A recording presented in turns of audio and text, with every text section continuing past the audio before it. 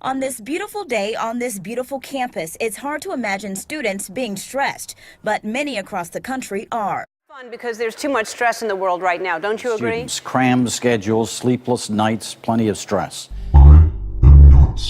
All of us are flawed. We all are going to fail now and then. More kids need help. You're living in a constant state of stress.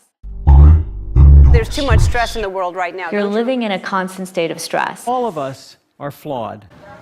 Anxiety. Minsan hindi na ako nakakain or minsan nawawalan ako ng tulog. Stress eating ako. Sleep. Eat. Boxing. Ako natutulog. Ako stress eating. Natutulog. Kain ako ng kain. Nag-bumual kami ng kuya ko, then yun, kumakain ako ng something na hindi ko palaging kinakain. Para sa akin, distraction. Ako, stress eating. Ako, binge. Ako weight gain.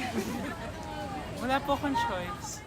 Students believe that stress is normal in their everyday life of a college student, but oftentimes students are not feeling the helpful rush of stress. In reality, they are silently struggling against the pressures of academic life.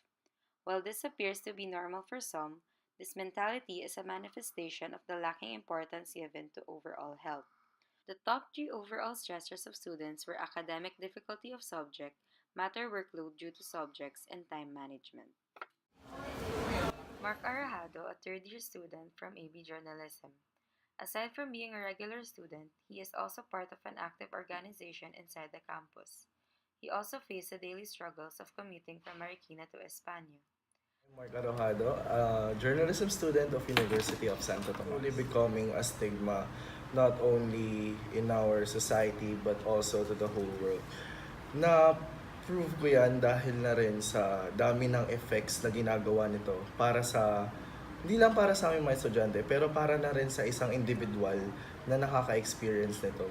Sa dami ba naman ng external factors na pwedeng maka-apekto, na pwedeng mag-result nito sa isang tao. This is a state where there is a disruption in the normal equilibrium of a person. So meaning to say, it's beyond one's coping. So it's a state when the resources of the person may not be enough to counteract the effects of this stress. Personally, maraming factors ang nakaka-apekto nito. I can tell na I am experiencing stress not only in my classroom, not only in my family, but also to the sa labas na rin, sa environment na rin. I love journalism, but unfortunately, I am in an environment where everyone can be considered not good for my mental health. I don't want to say the word toxic because I myself can be considered toxic to the other people. It is our own biases. My block alone is a huge factor why I am experiencing stress. There's a lot of pressure, a lot of arguments going on that I don't even know where to put myself. That alone puts so much stress in me. Stress is anything that will make you upset, unstable. Okay? Out of your equilibrium. So that is stress. Sa mga friends ko naman, I have no problem with my friends.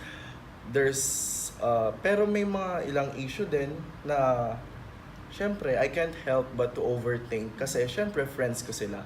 When it comes to my family, it's another topic because right now, my mom is seeking professional help. My mom and my dad almost split last year because kasi mom ko sobrang stress.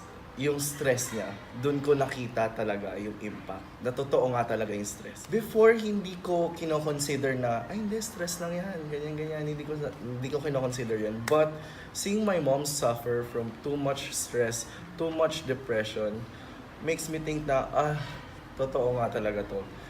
And seeing them almost fail, it's just so worst feeling.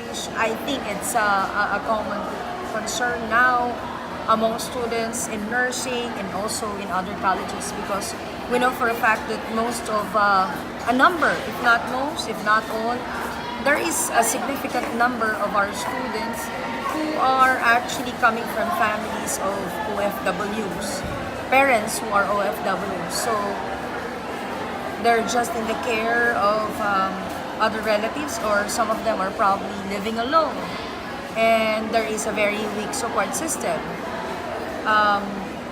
Or if not, they're just living with a single parent because the parents are separated, and they're having a hard time coping.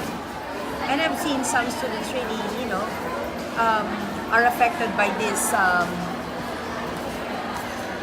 problems of interactions with their family. And it's sad. Joke. Pero dumating sa point, I started smoking. I'm not ashamed to say that. Kasi safe haven ko. Nag-serve as my safe haven yung pag-yoyosi. Kasi every time that I inhale the smoke and exhale the smoke, I imagine that the smoke that I am exhaling serves as the stress, serves as the problems that I've been keeping inside. So dumating sa point na gusto kong lumabas every night. Doon yung point na palagi akong umaalis tuwing gabi. Hindi alam ng parents ko. I drink with my friends. Gusto ko lang kalimutan lahat.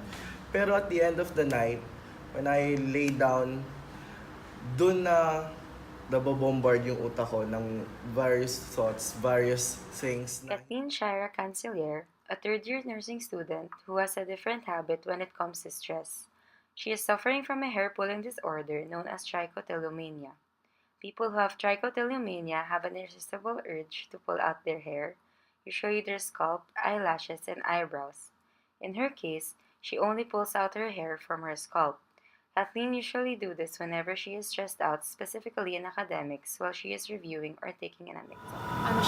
Hindi ako nagtatry or sumasakay, so naglalakad ako. So yun yung parang daily hassle ko, kasi kahit alam ko nakakapagod, kaya lang ayokong gumastos kasi parang feeling ko naman kaya ko namang lakarin. Pero yung major stress ko talaga is yung pag-aaral talaga, kasi ayoko kasi yung siguro gusto ko yung laging binibigay yung best ko, yung ganun. Ayoko yung alay ng alay, parang as much as possible iniiwasan kong mag-alay. So parang pag talaga, puro aral lang talaga yung ginagawa ko. Well, that is something relative to every student. So, it will be based on the way they manage their tasks. Like if they do time management, then for some it's going to be easy, for some it's not. It's going to be difficult. So, it's a matter of time management and priority setting. Yeah, I think I have seen some students who have experienced stress.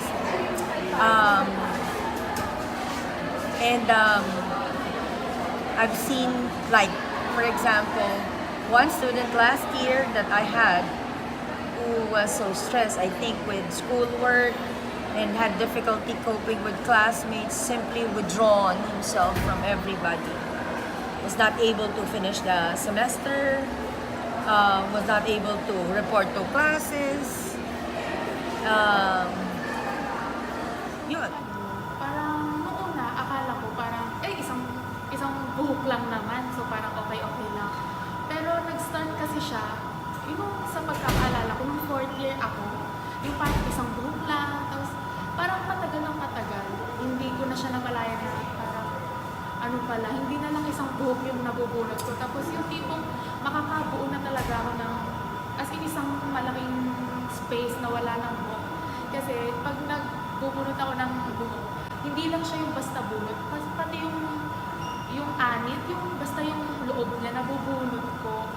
Tapos parang doon na siya nag-start na parang bigla na lang isang araw na parang pag stress na ako or pag yung hindi ko na alam yung gagawin, yung parang ay bahala na yun.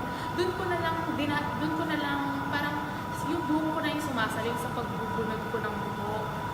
Tapos hanggang ngayon, naggaganon pa rin ako. Actually, yun lang talaga yung pag-cope ko ng stress ko, yung pagbubunot ng buhok.